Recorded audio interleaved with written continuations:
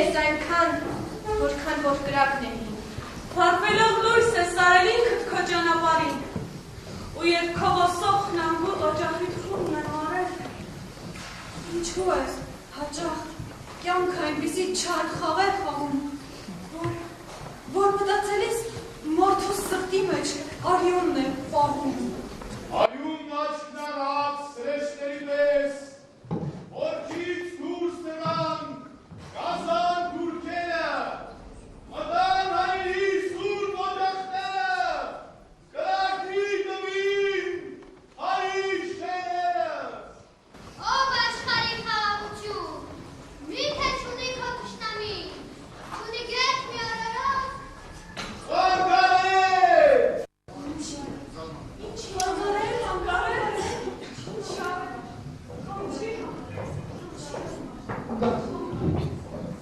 Չեկածամար, ձյուն մաղեց մեր բաց գլխին, ձյուն մաղեց կրակի պես, գարունա, ձյուն արեն,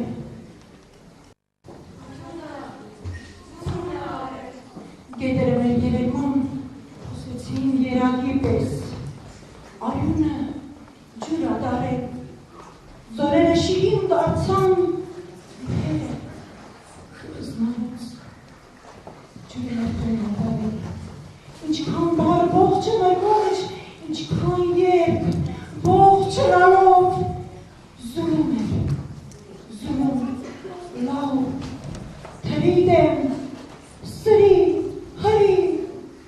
մանդա, բա, մաչ, բնավեր, ավերջ,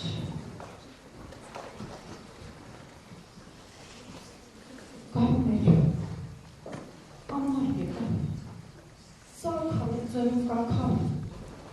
իսկ հայը զրկվեց ակից, իր ոտքան, թողլի ակից, գարունա, ձուն արեն, հարուր, ամար, ձախավ է ձրում կակավ, իսկ հայը զրկվեց ակից, իր ոտքան, թողլի ակից, դեպի մեջ ողջ մարդավեր, մարդու նման, մնար մեկը գոմեն, ու կանչեր, դվիաման, ու կանչեր, դվիաման,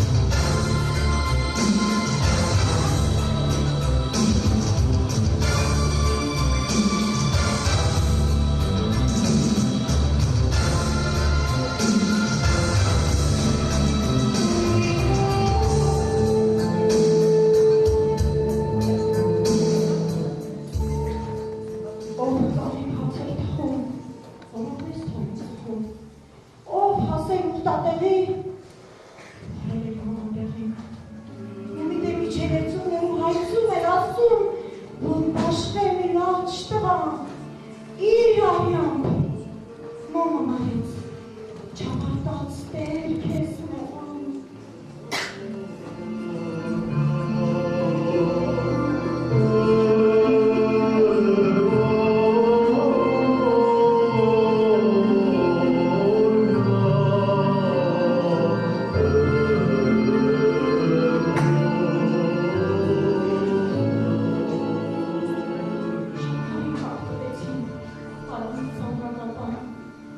Ճաղացից ամեն բերող անորոտված,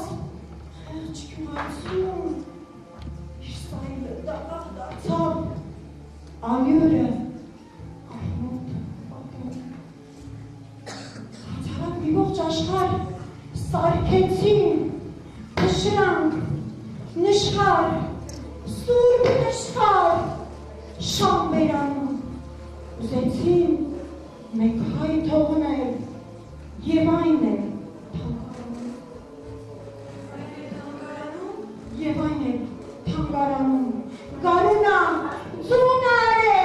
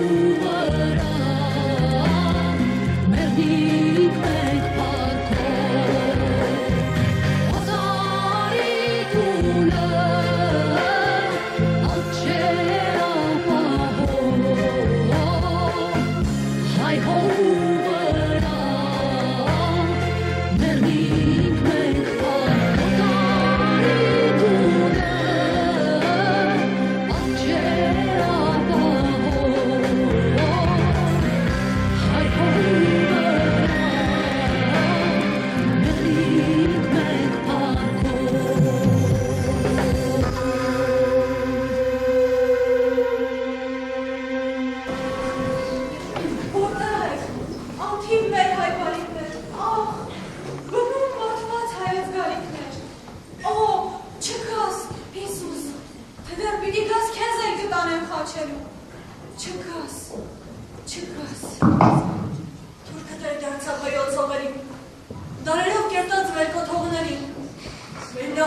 սուրբ շիրիմներին և մեր լեռներին։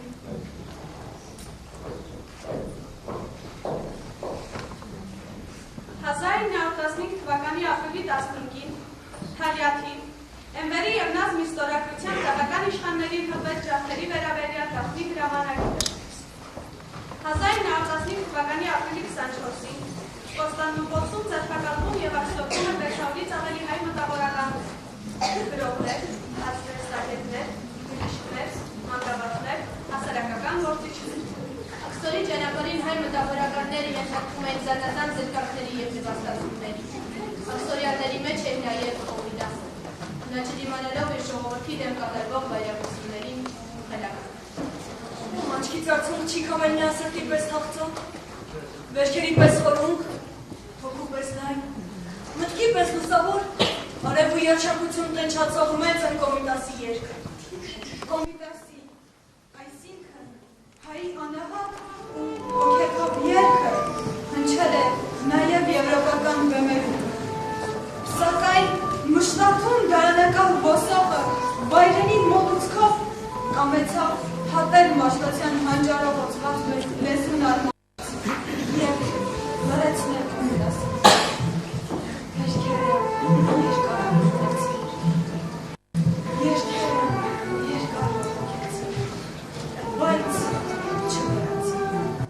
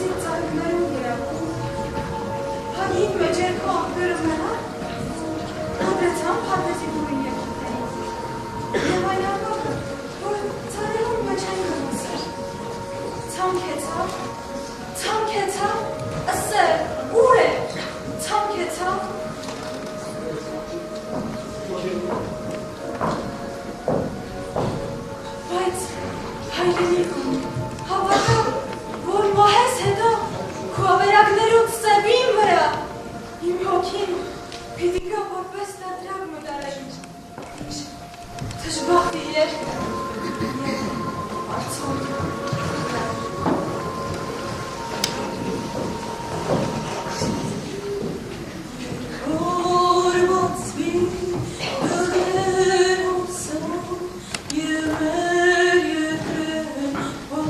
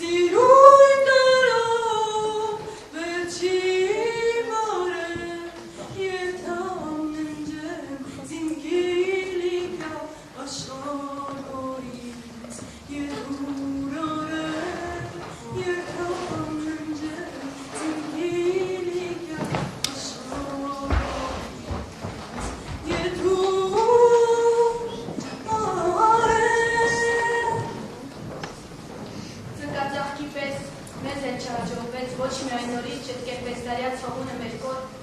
այլ բարբարոսին ու դաժան ձեռքով ցողունն էր սարքամարմավից հատվեց։ Հայկական հարցից Թուրքիան ազատվեց Հայաստան երկրում հայ չթողնելու մի ահեղ երգով, որ ոչ լսված էր, ոչ հետեսնված մարդկային ցեղի երբևէ գրած անպատմության մեջ և մինչև անգամ իրենց թուրքերի արյունով հուզված սև պատմության մեջ։ Մի ողջ ժողովուրդ մեկ թրատեր, մի ամբողջ անտառ արմատից հատեր, հյուրերով հայր խաչեցին, հազարավոր այր ու կանանց անդող ձեռքով տեղահանված շեցին։ Ուր? Դեպի դարձով։ Մեր ու բլոբիկ, խեղճ ու անզոր անցան ներակավազներով անապական անապատի, իջին մուղի, ուր ամեն քայլդիակներով ուվենշվեց, և նորացավ նոր գոգոթան, ահագնացած տասնավակ։ Մեր զորում ոչ մի հուշարձան չկա, և ոչ մի կոթով, և ոչ մի արձան, նույնիսկ մի հատիկ շիրմակար չկա, չի եղել։ Միլիոնուկես շիրիմ ով պիտի փորեր, միլիոնուկես շիրմակար ով պիտի դներ, դեր զորը ինքն է, իր իսկ կողմոր։ կյանքում կան բաներ, որոնք չեն քերում, ինչպես չի քերում արյունը սրտից կամ գույնը բախտից։ Կյանքում կան բաներ, որոնք չեն ներում, որովհետև մեր մեղրները հեռու անապատների մեջ են, և նրանք մեզանից ծաղիկներ չեն սպասում, այլ ոչ ճապատ, գանգերի, արյուն։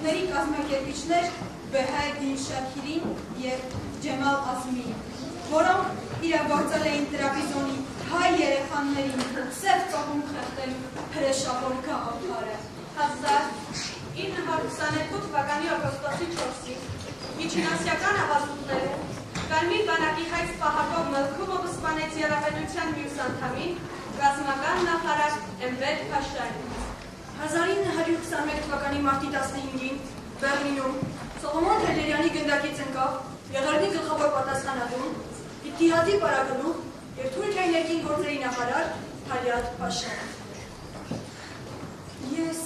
համբուրում եմ թուրք դահիճների տակ արյան ոտված ձեր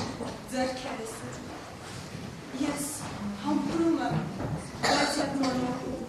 քո վրիժարու ձեռքը, իմ ժողովուրդ։ Սահակյան, Քոնը, Մելքոնյան, Քոնը, Երկանյան, Քոնը, Թեհլերյան։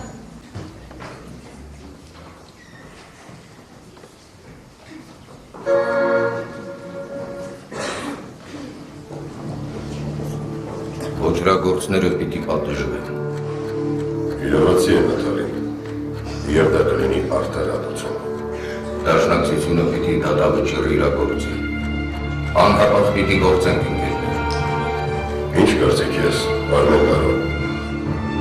Որոշումը մեկն է, պիտի հատուցեն վերջ, վերջ։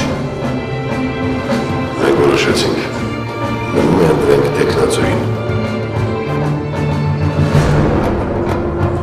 Դե ինչ ինքերներ, վճիռը կայացված է։ Ով է առաջինը։ Հայատը։ Վճռվածը։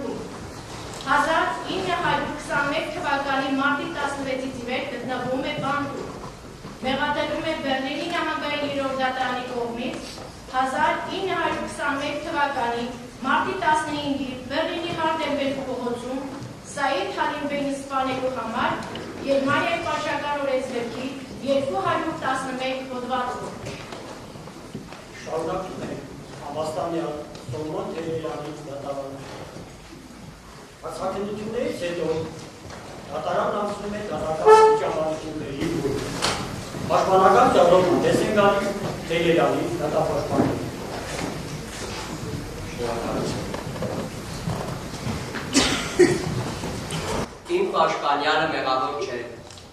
ձեզ եմ ներկայացնում մի շարք կենսագրական տվյալներ։ Արևմտյան Հայաստանում Երզնկայի Բագարիչ գյուղում ապրում էին Թեհլերյան գերդաստանի 85 անդամներ։ Մինչև որ եկավ 1915 թվականը տեղահանության ժամանակ։ Թեհլերյանները մի սայլի վրա են տեղավորում իրենց ունեցվածքը և ճամփան դնում անհայտ ուղղությամբ։ Սողոմոնը չէր տեսնում քարավանի ծայրը, նա քայլում էր մեջտեղում։ Այստեղ էին նաև իր քույրը,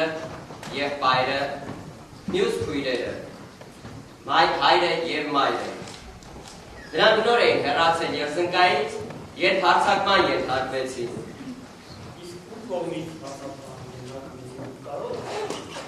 Ում կողմից, ժանդարմների կողմից, այստեղից այնտեղից հավաքված քրդերի ու թուրքերի կողմից։ Ամեն ինչ կատարվում էր Սողոմոնի աչքի առաջ։ Նրա աչքի առաջ կազմը հարում են եղբորը, ջարդում են գլուխը, գնդակը հարում են մորը։ Կոտորվում և մորթվում էին երզնկացիները։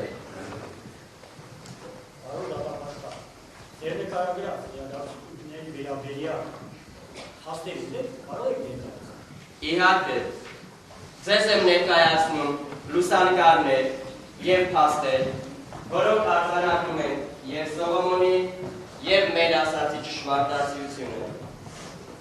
Պարոն դատավոր, ևս մեկ անգամ նշեմ, որ այս ամենը կատարվում էր Սողոմոնի աչքի առաջ։ Շնորհակալություն։ Իհարկե, ձեր ներկայացրած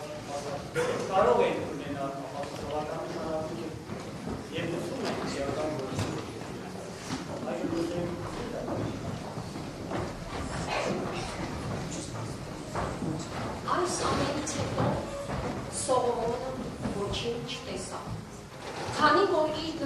հետևի մասում ստացավ ևս մեկ հարված։ Խնդրեմ պարոն դատավոր, դատական բժիշկները հաստատել են այդ ներքաղաքը։ Նա անզգագետին գլորվեց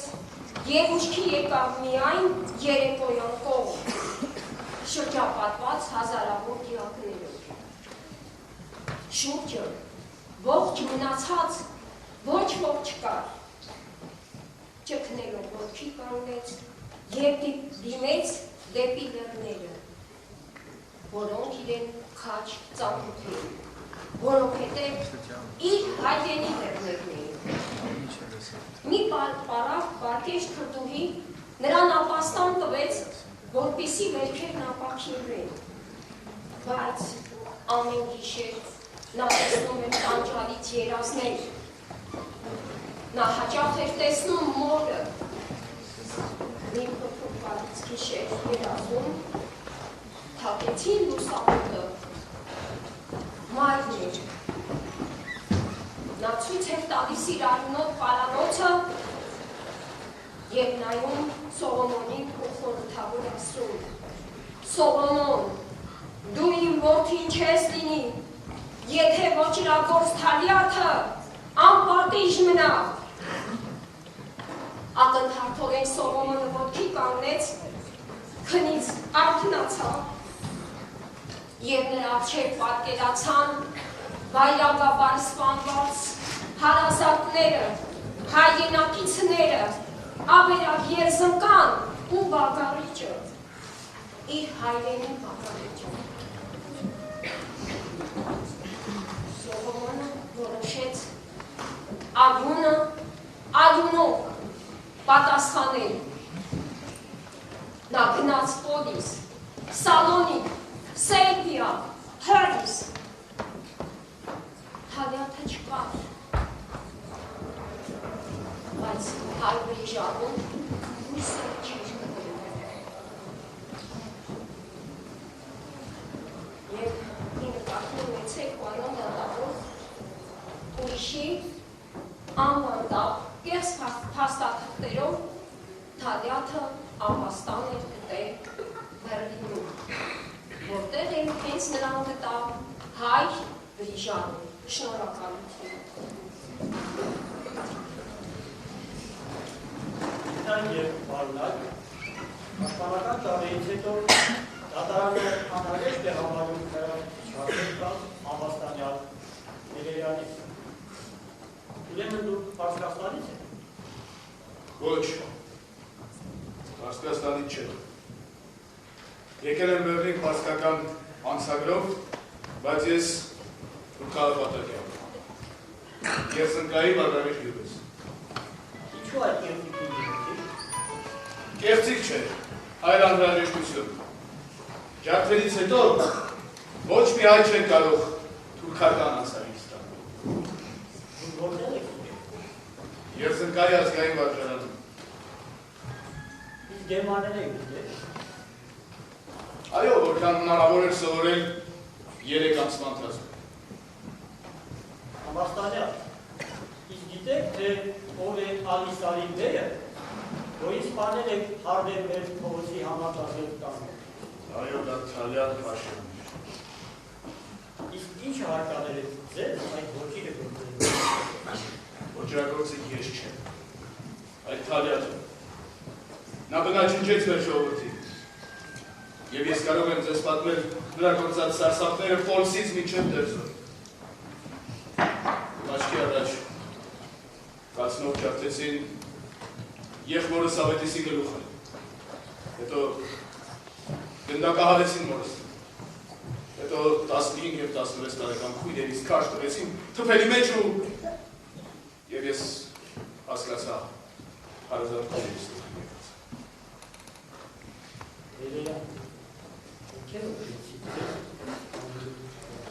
Ոչ ոք։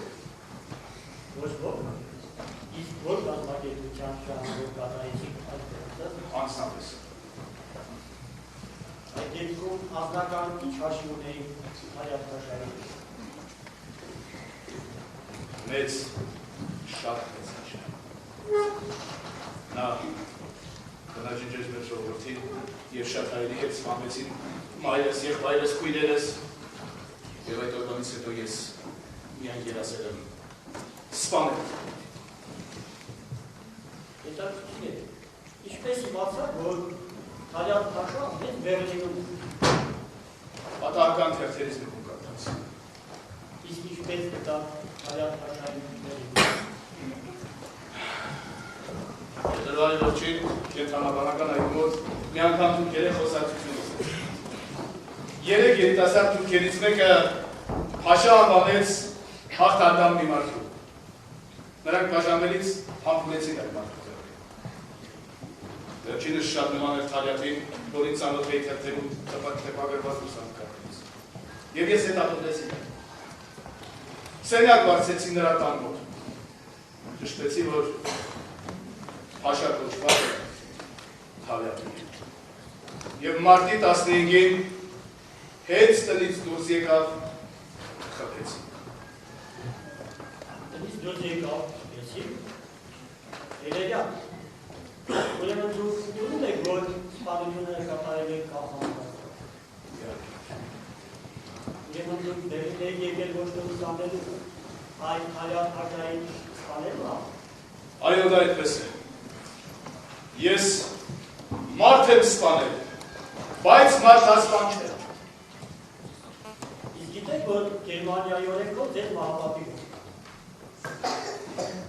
Այո, այս ամենից հետո իշխում էր հողին։ Կարևորն այն է, որ ես կատարեցի իմ գործը։ Ես կատարեցի մորս առաջադրանք։ Այժմ, սիրելի մայրիկ, ես հանգիստ եմ, քանի որ կատարել եմ քո պատվիրանը, ջարդել եմ Թալյատի գլուխը։ Այժմ, ես տեսա, որ մեծ արգին կողքը դրա համար էլ կատարեցի։ Իմ եղբայրների շարունել, դուք էլ եղեք անհանգիստ ու զգոն, հտրեք թուրք գիշատիչներին, միշտ, ամենուր և բոլոր ժամանակներում։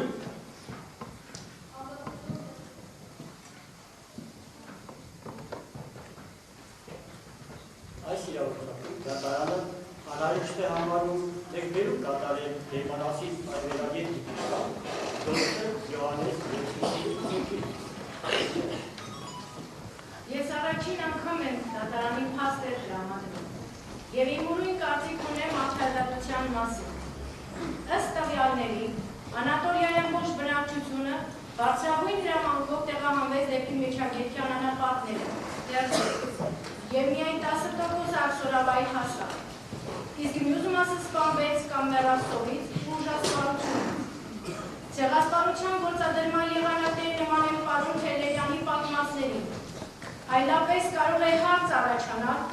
թե ինչպես է հնարավոր այսքան կարճ ժամանակահատվածում 1.5 միլիոն մարդ ոչնչացնել։ Դա հնարավոր է ամենավայրագ միջոցներով,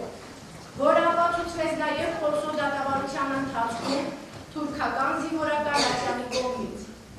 Եվ հիշեք, Ֆորսո ռազմական դատարանի 1919 թվականի հուլիսի 5-ի որոշմամբ Թալյատ նույնիսկ ոճրագործները մահվան դատապարտվեցին գտնվելով փախուստի մեջ։ Եվ Թելերյանի մարտի 15-ի կայացրած դատավճիռը ուրիշ էր։ Այն ոչ մի պետության կողմից չէր։ Դա հայոց ազգային մահապատիժն էր թուրք ոճրագործի նկատմամբ։ Իգնայք և պարոնակ, նատասական մասնակիցներ։ Անի որ քրեական դոկտում բացահայտվել են նոր հանգամանքներ, Համաստանյանի դատապարտվածները ստանում են նրանցի իրանում։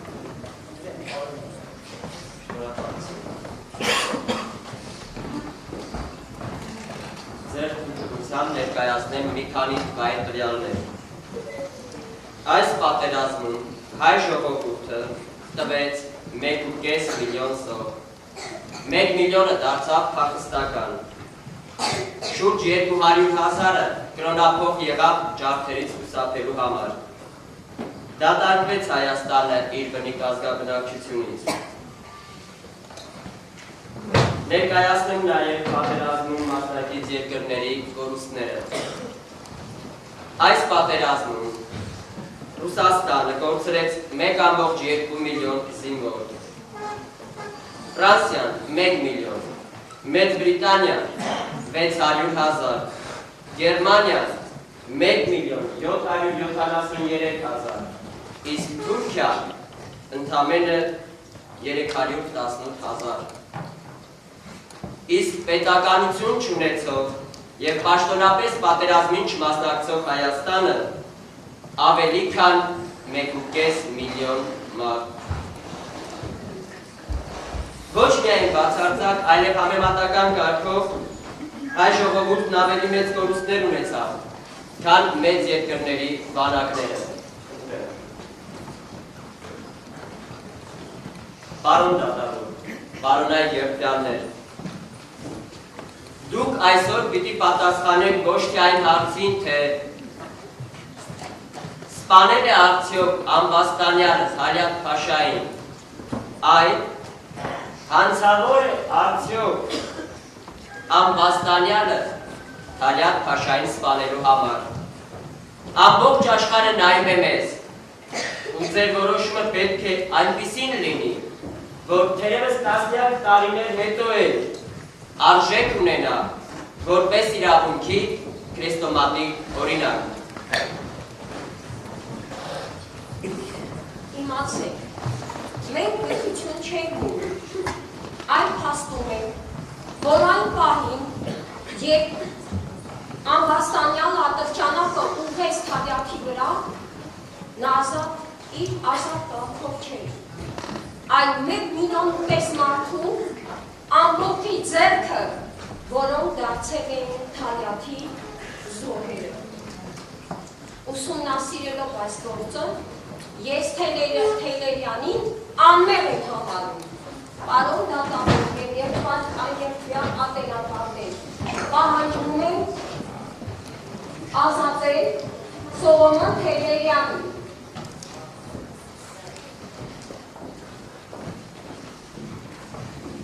Իհարկե, չեք կարող շեղնել օրենքի և հացարական պահանջները։ Ամբաստանյան Թեյլերյան, ունեք վերջին իրավունք։ Ես իմ վերջին խոսքն արդեն ասել եմ։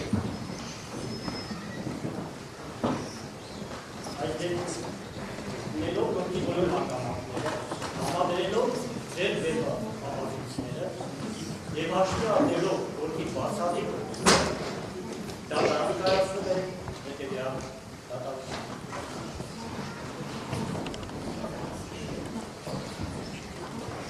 Համաձայն Բերլինի Մահանգային երրորդ դատարանի երդվյալների որոշման Ամբաստանյան Սողոմոն Թեյլերյանը հանցավոր չէ